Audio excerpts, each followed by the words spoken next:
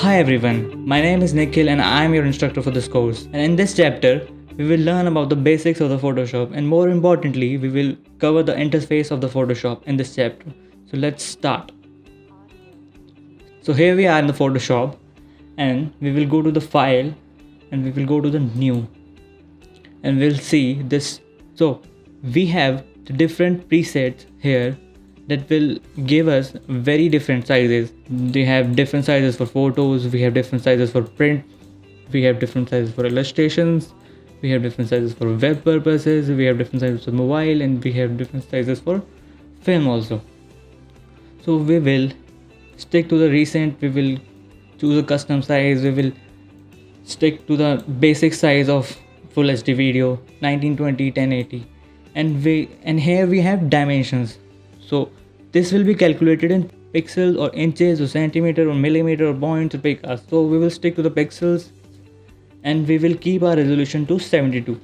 Always remember, anything related to internet or anything you want to put on internet, that you will keep the resolution to 72. Don't go into the depth of it for now. Just remember, use 72. For color mode, we will use RGB.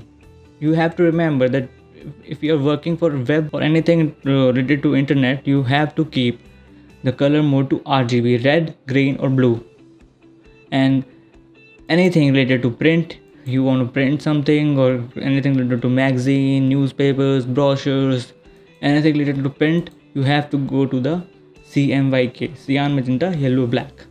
So we are working for the web for now, so we will stick to the RGB color mode, and we will keep the rest as it is, and we will create a file.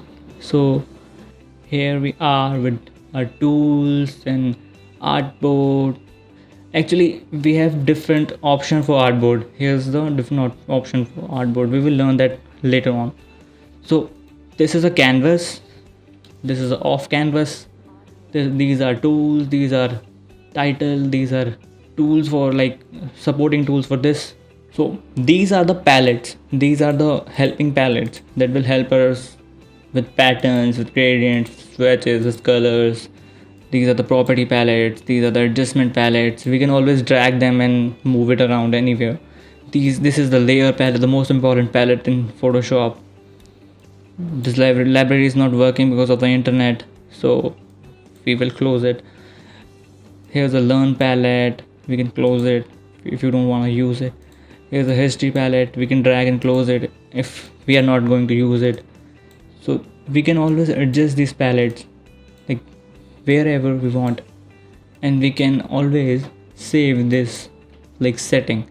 We have to go to the window, workspace and new workspace. You can always give this a name, my first workspace. So anytime you think things are messed up, things are like not according to your settings, you can always go to the Windows workspace and my first workspace. Just click on it and everything will be. So for now, I'm going to reset this to the essential. Oh, we missed the essentials up. So we will go to the workspace and reset essentials. So we are neat and clean now.